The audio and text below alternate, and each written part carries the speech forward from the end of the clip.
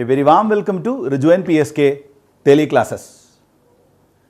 In the last classes we discussed Huygens principle. Using Huygens principle we explained reflection, diffraction. Then we discussed what? Then we discussed Doppler effect in light. Okay. Today I would like to introduce a new concept. It's an entirely new concept for the second year students. Coherent and incoherent addition of waves.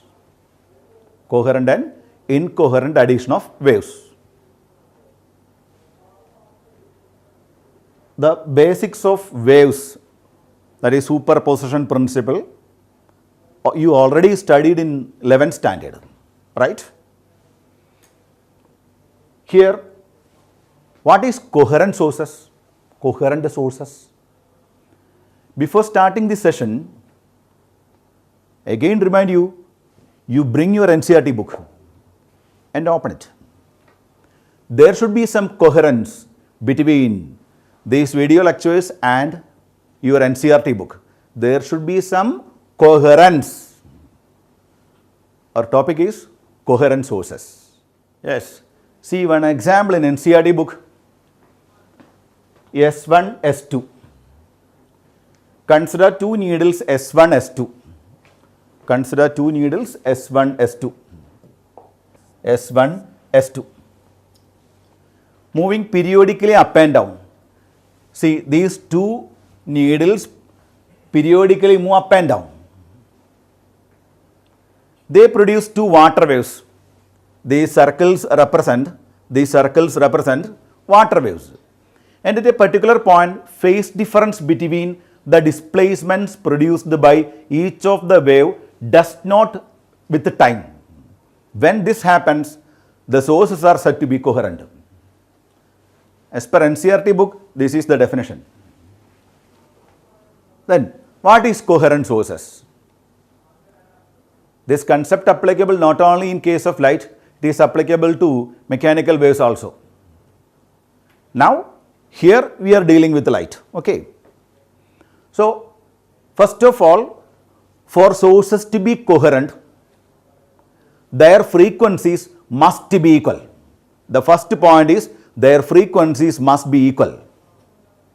Okay. Instantaneous frequencies must be equal, not the average one. Instantaneous frequencies must be equal. Not only that, the main condition is consider two sources. Suppose they are coherent sources.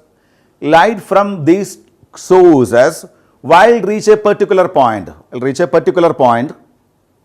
the intensity of light, some value is there. For intensity, some value is there.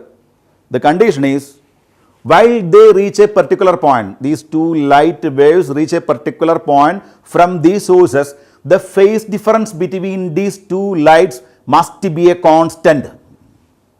That is coherent sources. So, what is coherent sources? Coherent sources means sources which produces light or sound. Same frequency. When the light from these sources fall at a point, the phase difference between them is a constant. Okay. For example, I will show you a simple example. Consider two particles. Let us assume two pins. S1 and S2 are two needles like this. Pin number 1, pin number 2. Initially both are at rest. Now they are moving. Extreme returns to mean position, other extreme again mean position, and this continues. Consider two particles executing simple harmonic motion.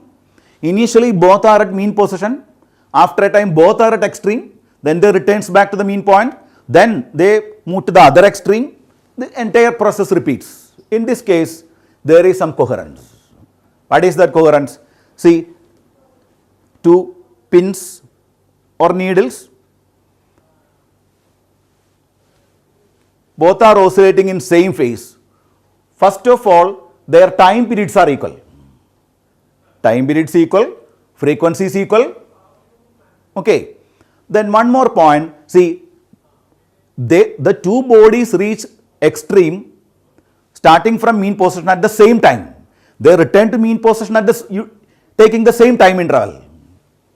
It means they are oscillating in same phase.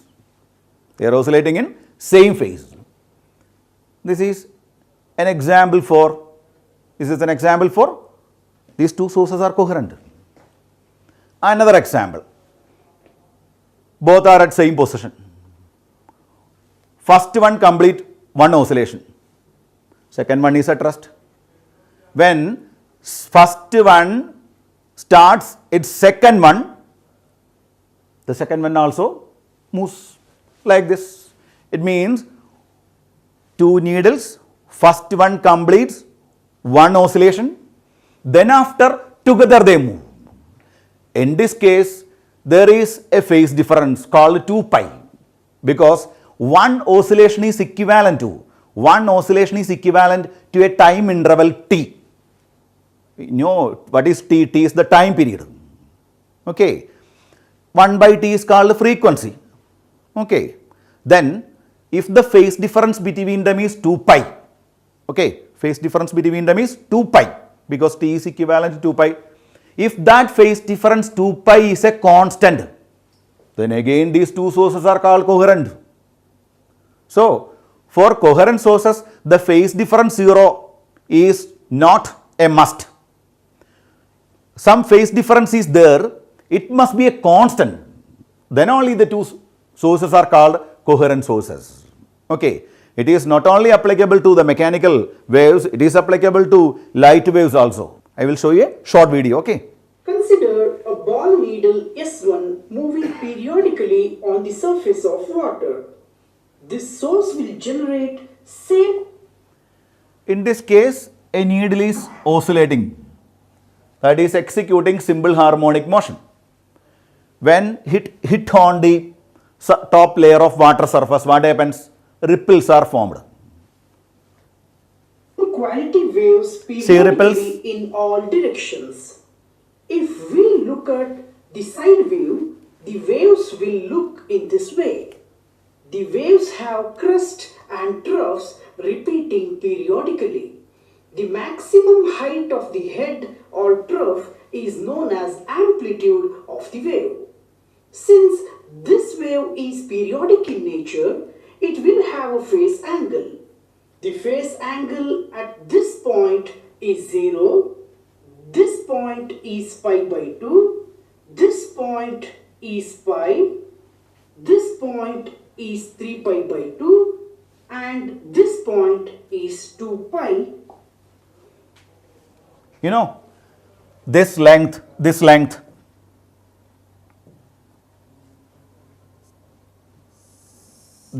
is wavelength, lambda, wavelength lambda. This time interval to complete one wave is, t. If we choose 0 here, this is t. Okay. T is equivalent to, this time period t is equivalent to a phase of, see 2 pi, 0, 2 pi. So, I shall repeat, a time period t is equivalent to a phase difference of 2 pi. T time is equivalent to lambda, lambda is equivalent to 2 pi. Okay.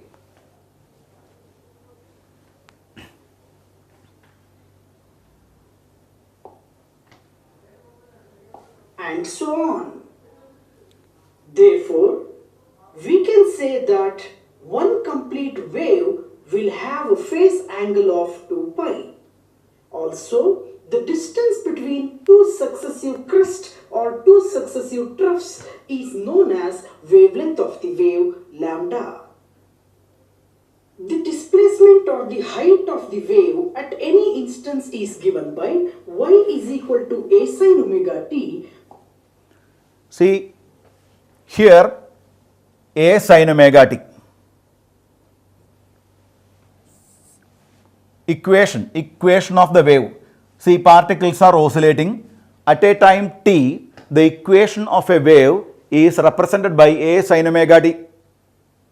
Not only a sin omega t, we can use cos omega t or their combinations. In NCERT book, they used cos function.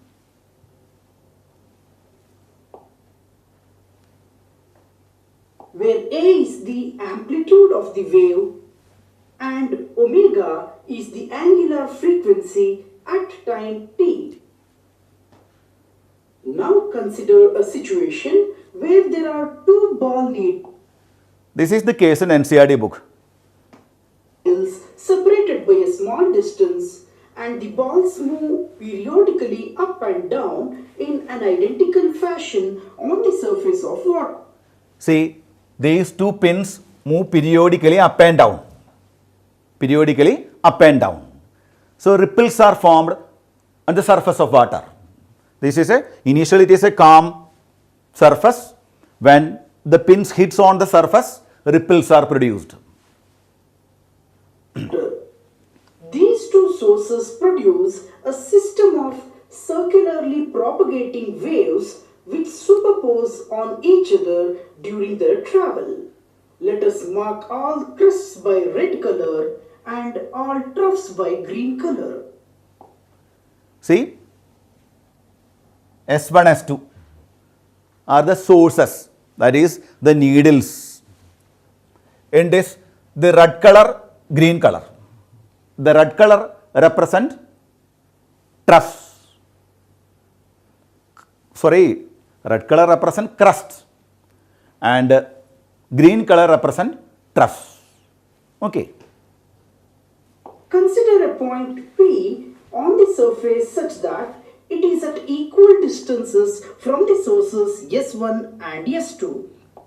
See, this point P lie at the perpendicular bisector of S1 and S2. From S1, light reaches P. From S2, here waves.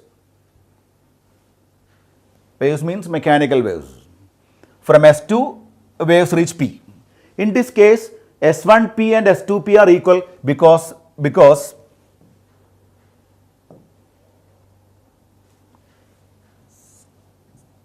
see, this point P is in the perpendicular bisector. S1 waves from S2, from S1 and S2 waves reaches P. Then S1P is equal to S2P. So what about this point? At this point, these two waves travels equal distance. Okay, first point, they travel equal distance. So we say no path difference. While waves reach this point P from S1 and S2, they travel equal distance. The difference in distance travelled by the two waves is 0. That's why we say the path difference is 0. Path difference. You remember that word. Path difference is 0. Not only path difference, see, from S1, from S2, light or waves reaches the point P by taking equal time. Equal time. So, the time interval is also 0. The time interval between light rays reaching the point P from S1 and S2 is 0. Clear? Clear that point? So, time interval 0. So, we say that the phase difference between waves reaching the point P from S1 and S2 is 0. At P, the phase difference is always 0. If it is always 0, these two sources are called coherent sources. Remember, not only for 0, any value that remains constant is called coherent sources. Okay, at some other point, the path difference is not 0, time difference is not 0, so that phase difference not 0. Again, they can act as coherent sources only when you choose a point here, light from S1, S2, light or waves from S1, S2 reach this point, then if the phase difference while reaching that point, the phase difference between them is say 5 pi. If that 5 pi is throughout constant at this point, that two sources are called coherent sources. Clear? So, for sources to be coherent, light or waves, here mechanical waves. That's why always light and mechanical waves. No matter. Well, you choose any point. The waves reaches that point from the two sources. Keep a constant phase difference. If it is continuously changing, they are called incoherent sources. If it is continuously changing, phase difference at a particular point, if it continuously changes, then they are called incoherent sources. Here, first we are discussing about coherent sources, then after we can discuss incoherent. Okay. Remember, it's a very difficult situation. Two independent sources never acts like coherent sources. Why it happens so, I will discuss. Two independent sources never behaves like coherent sources. Usually coherent sources are derived from a single source. Here, see that rod, two needles are connected to it. So, when the rod is oscillating, the pins are oscillating. The time period of oscillation of the two pins are equal. Their frequency of oscillations are same. Then only the phase difference between light rays or waves reaching a particular point remains constant. Okay. That is, S1p is equal to S2p. Since the distances are equal, the waves coming from S1 and S2 will take the same time to reach point P. Therefore, the waves will arrive in phase. The word in phase here means that the displacement of one wave at point is equal to the displacement of another wave at the same point. If the displacement produced by the source S1 at point P is given by y1 is equal to a sin omega t, since the wave from S2 travels same distance as wave from S1, the displacement is also given by y2 is equal to a sin omega t. The resultant displacement at P will be given by y is equal to y1 plus y2, which is equal to 2a sin omega t. Since the intensity of a wave is directly proportional to the square of its amplitude, if I0 is the intensity of the individual wave, then I0 is directly proportional to a square. Then the resultant intensity is given by I divided by I0 is equal to 4a square divided by a square. Therefore, I is equal to 4I0.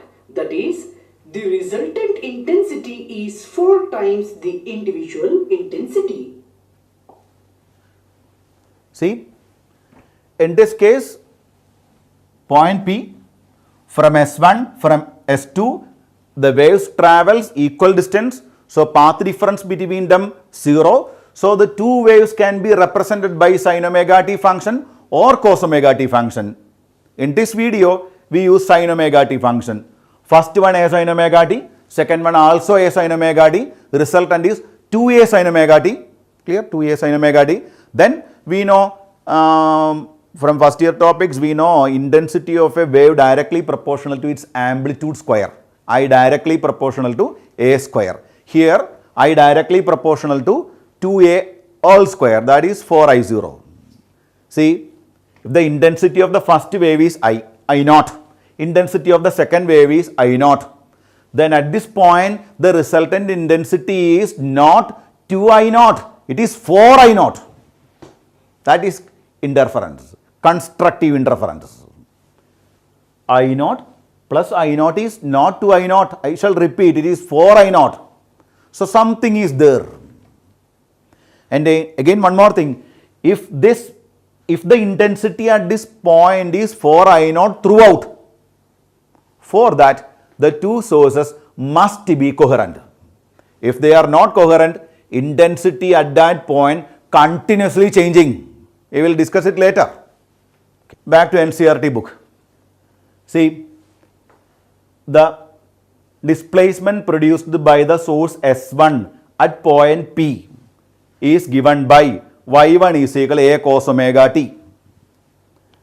Then the displacement produced by the source S2 at the same point P will also be given as y2 is equal to a cos omega t.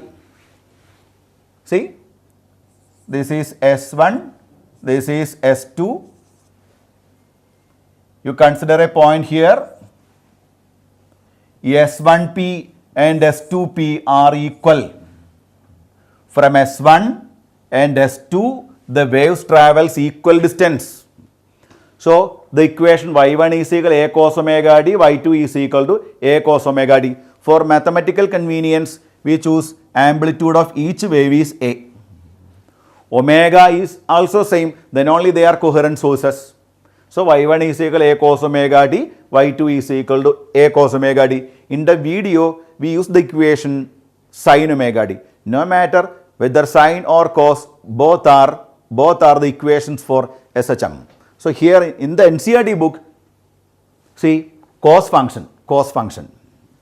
Now, the resultant displacement is simply what is y1 plus y2, y is equal to y1 plus y2. It is equal to 2a cos omega t. Then this concept intensity is proportional to square of amplitude. The resultant intensity I, we know I directly proportional to a square. Here the amplitude is 2a. That's why I directly proportional to 2a square, that is directly proportional to 4a square. This a square replaced by I naught, where I naught is the intensity of wave from each source. I naught is the intensity of wave from each source. The intensity is proportional to square of the amplitude, then the resultant intensity will be I is equal to 4 I naught, where I naught is represents the intensity produced by each one of the individual sources.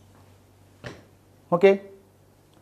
So, I0 is proportional to a square. In fact, any point perpendicular bisector S1, S2, the intensity will be 4 I naught. This is called constructive interference.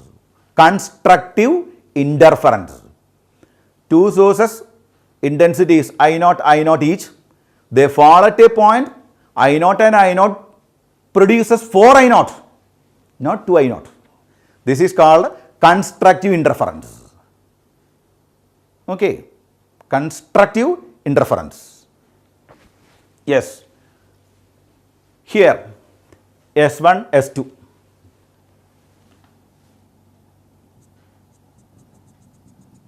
The perpendicular bisector point is there P. Already we discussed what happens at P.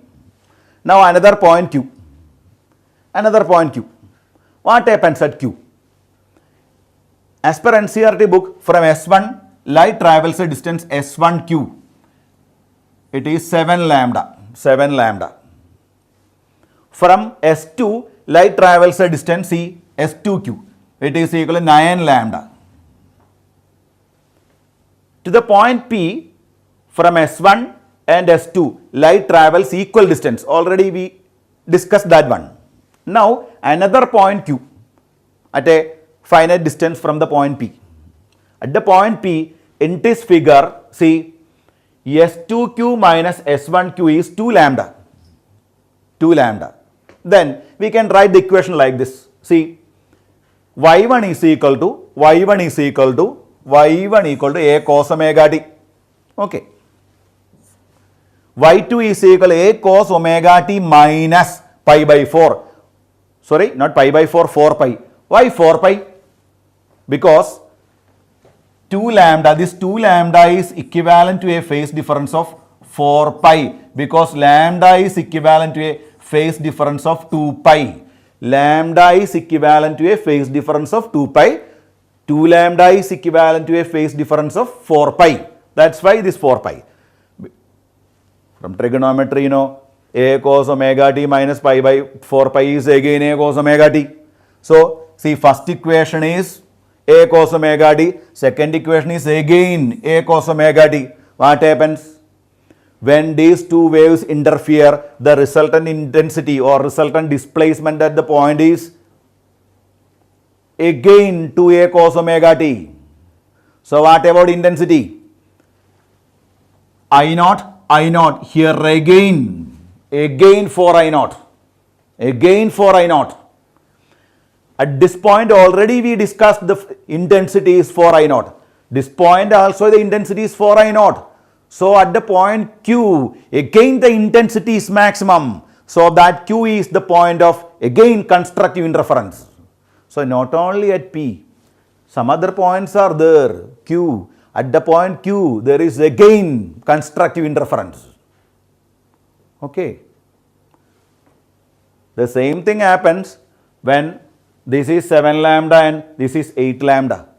If the difference is lambda, it is equivalent to a phase difference of 2 pi, then the same thing happen at that point. So not only for path difference 0, for path difference lambda, 2 lambda, here we discussed 2 lambda, if it is 3 lambda, 4 lambda, 5 lambda, 6 lambda, in general n lambda. N lambda is the condition for constructive interference. Okay. So if the phase difference between waves, here light, reaches some point P from two sources S1 and S2, if the phase difference between them while reaching that point 0 or 2 pi or 4 pi or 6 pi, etc., in all the cases what happens? Constructive interference will take place. Okay. See another case discussed in NCERT book. It's in page number 361. Yes, 361.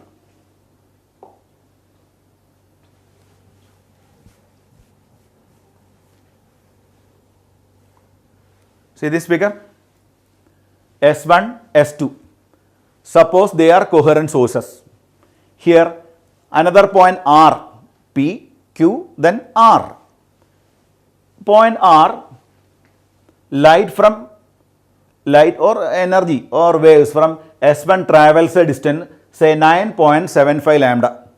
As per NCERT book, you can choose any value. In the NCERT book, they choose 9.75 lambda.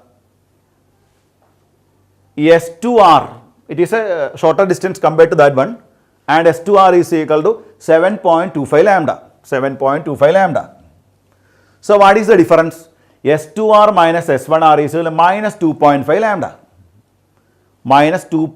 lambda. We know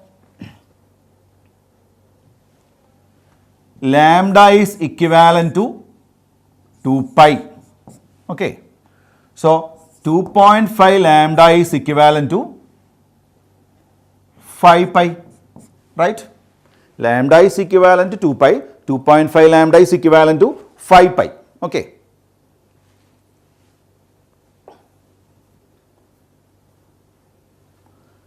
See the equations. First one, again y1 is equal to a cos omega t for the first wave. For the second wave, y2 is equal to a cos omega t plus 5 pi. See this 5 pi? Why that 5 pi? Because as per NCERT, the phase difference between, the path difference between the waves reaching that point is 2.5 lambda. That 2.5 lambda is equivalent to 5 pi. So you can write the equation. Using trigonometry, you can write the equation like this. Minus a cos omega t. See, this is a cos omega t, this is minus a cos omega t. When you add y1 and y2, what happens? When you add y1 and y2, what happens? It becomes 0. Displacement cancel out to give 0. So, always for I0 is not possible. We choose some another point. Which point? P, Q, R. At the point R, the path difference is 2.5 lambda. Phase difference is 5 pi. At that point, the resultant intensity is 0 because resultant amplitude is 0. Okay. If the resultant amplitude at the point always 0, at that point, then these two sources are coherent. Otherwise, the resultant amplitude at that point continuously changing, so that intensity continuously changing. That is the case of incoherent waves. In case of coherent waves, if the resultant displacement at the point r is 0, it is always 0. Okay. The same thing happens when the path difference is lambda by 2. Here, phi lambda by 2. For path difference lambda by 2, 3 lambda by 2, 5 lambda by 2, 7 lambda by 2, etc. In all the cases, the resultant intensity at that point is 0. It should be noted, resultant intensity exactly 0 only when the amplitude of both the waves, see this amplitude A each, resultant intensity 0 only when the amplitude of both the waves are equal, or intensity of the individual waves are equal, then only the resultant will be 0. So this is the case of destructive interference. Okay. So two concepts, constructive interference and destructive interference. Constructive interference happens when the path difference is 0, lambda, 2 lambda, 3 lambda, etc. or phase difference 0, 2 pi, 4 pi, 6 pi, 8 pi, etc. Destructive interference happens when the path difference is lambda by 2, 3 lambda by 2, 5 lambda by 2, 7 lambda by 2, 9 lambda by 2, etc. or phase difference is pi, 3 pi, 5 pi, 7 pi, 9 pi, etc. Okay. Yes, back to that video. 7.25 lambda, 9.75 lambda. So S1R minus S2R is minus 2.5 lambda. This means that waves from S1 will arrive exactly 2.5 cycles earlier than the waves from S2. If displacement produced by the source S1 is given by Y1 is equal to A sin omega t, since the path difference of 2.5 lambda corresponds to a phase difference of 5 pi, the displacement produced by S2 will be given by Y2 is equal to A sin omega t minus 5 pi. This is equal to minus A sin omega t. Therefore, the resultant displacement at point R is given by Y is equal to Y1 plus Y2, which is equal to 0.